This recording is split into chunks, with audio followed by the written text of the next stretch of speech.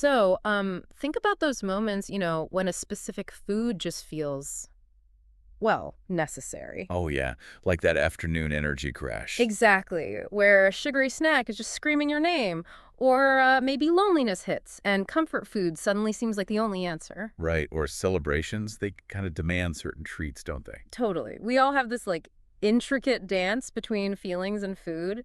But what if that automatic connection just sort of faded? Hmm. It's a really fascinating shift to think about Hmm. when a response that's so deeply ingrained just stops happening. Yeah, like a path you always walk suddenly getting all overgrown. Exactly. And that brings us to this idea we came across, these field notes. They call it the quiet window. The quiet window. Okay. Picture it's like, that moment where food isn't the first thing your brain jumps to anymore. It's Hmm. not the go-to solution. Ah, I see. The automatic pilot is switched off. Right. And we have this account from Kate. She's 46, a mom, busy life. She started taking semaglutide. Okay, the GLP-1 medication. Yeah, and sure, weight loss happened, but what really struck her, what surprised her, was this like profound absence of her usual cravings. Huh. So it wasn't just about appetite suppression in the moment. No, not just that. It was this unexpected stillness, where food used to be this constant hum in the background. That makes you really stop and think, what role were those cravings playing for her day to day? It clearly wasn't just about physical hunger. Not at all. And like, this is where it gets really interesting. Kate used this phrase. She said she felt like a ghost in her own kitchen. Wow. A ghost. Yeah. Think about that image. It's not just, I don't want to eat. It's this feeling of being disconnected from a place, a space where all those automatic habits used to happen. A loss of routine, maybe.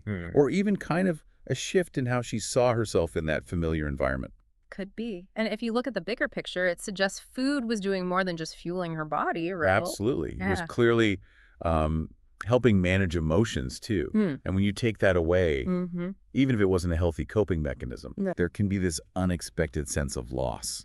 You're missing the familiar pattern, Yeah. even if it was problematic. Yeah, there's this concept of the grief of losing the thing that numbed you, even if you knew consciously it wasn't good for you. Mm, that resonates. It's not necessarily missing the taste of the cake, maybe, but missing that familiar signal, that rhythm. Kate mentioned missing the feeling of, at least I know how to feel full. So it was a predictable feeling, Um, something reliable, even if temporary. Exactly. A way to feel grounded, maybe, in a predictable sensation. Without that. It's disorienting. There's a void where that familiar feeling used to be. Absolutely. She even said the house felt too quiet. Too quiet. Yeah, and her brain felt like a library after hours. It's like all that internal chatter about food, the cravings, the planning, it just went silent. And that silence creates space. Space for Well, everything else. yeah, for maybe those underlying thoughts, the feelings that were being drowned out or masked by the food noise before. So the lack of the craving doesn't just remove the desire for food, it potentially uncovers other feelings, things that might be less comfortable. Could be. The food noise might have been a distraction, in a way. Which makes sense. And this is where someone like Dan Hollis comes into the picture. He's mentioned as someone who helps people navigate exactly this. Okay, so he works with people going through this shift. Yeah. It's not just about the biology of the drug. It's about what happens in that new silence. He gets at the real work, the deeper stuff, starts when that emotional framework around food gets dismantled. That's a crucial point. Mm. It underlines that this isn't just physical, it's deeply psychological, deeply emotional. Which leads us nicely into this other piece we looked at, focused on emotional hunger. It really digs into telling the difference between physical need and, well, emotional craving. Which is something a lot of us, I think, get tangled up in. Definitely. I know I often just assumed any strong urge meant I needed to eat something specific. It's a common shortcut, isn't it? But Hollis points out, emotional hunger speaks a different language. Yeah, he says, and this really hit me, emotional hunger sounds like a craving, but it's actually a question, a need asking to be seen. A question, not just a demand for food. Right. It's a signal pointing towards something else entirely that maybe we haven't quite faced or acknowledged. And if you think about it, we misinterpret signals all the time. Fatigue can feel like needing sugar. Loneliness might trigger a desire for something comforting, something carby. Or even just being overwhelmed, overstimulated. Reaching for food can be a way to just check out for a minute. Exactly. Food becomes the stand-in, the plaster over these deeper unmet needs. And Hollis really nails this. When food stops being your emotional scaffolding, you don't just feel lighter, you feel exposed. Exposed. That really captures it, doesn't it? That vulnerability Kate seemed to feel in the quiet. Totally. That sense of having your main coping structure just Yeah. gone. Food provides that structure, that predictable way to manage tough feelings or needs. Take it away, and yeah, you can feel pretty adrift. So, just for context, semaglutide, it's a GLP-1 receptor agonist. Started for type 2 diabetes, big side effect is weight loss. But here's the key insight from Hollis. Go on. The drug itself. It doesn't solve the emotional hunger. Ah, that's a critical distinction. It works on the appetite signals, the physiology. Right. But the underlying emotional drivers, they're still there. So what does it do then, in his view? He uses this great analogy. It clears the runway. Clears the runway. I like that. By dampening down those really loud, overwhelming physical cravings, it creates the space, the quiet, for us to actually see and start dealing with the emotional needs that were maybe buried underneath. So it removes a major obstacle. It doesn't fly the plane for you, but it clues the path for takeoff. Exactly. It takes away a huge barrier to understanding what's really going on inside. Makes sense. And he's got this quote, "Semaglutide isn't the solution to emotional eating, it's the silence that lets you find one." The silence that lets you find one. That's powerful. It's not the fix, it's the opportunity, the chance for a different kind of conversation with yourself. More honest, maybe. And that leads us to what both sources seem to agree on, the real work. It's not just about the cravings vanishing. No, it's about what you do in that quiet space. Actively do, yeah. So Hollis talks about pausing.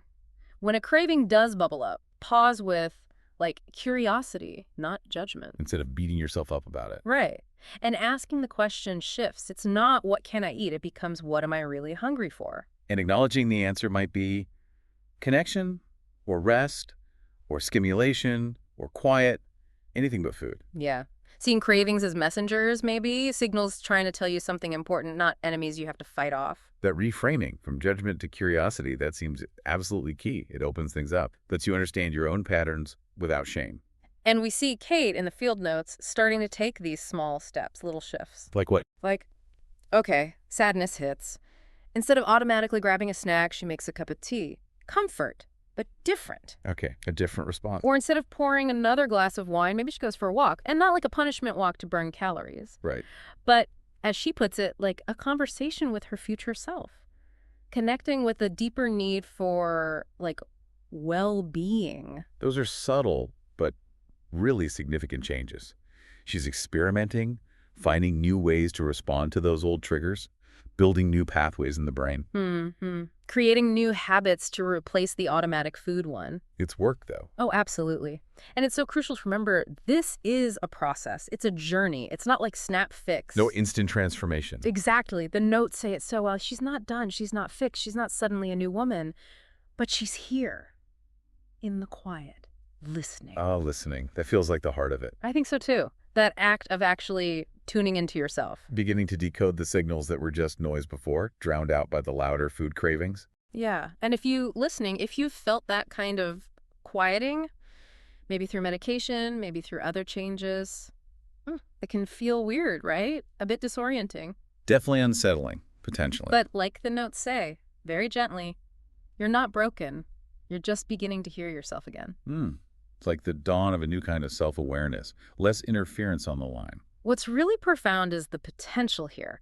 When that main coping tool shifts, it opens up this space for real self-discovery, addressing stuff you might have ignored for years. Yeah, fundamental needs coming to the surface. So this unexpected vanishing act of food cravings, it seems like just a physical thing on the surface, but it's really this, like, profound invitation. An invitation to confront deeper emotional landscape. Yeah. It forces you almost to ask bigger questions, like, what am I truly hungry for when it isn't food? And who am I without that constant chase, that cycle of craving and satisfaction?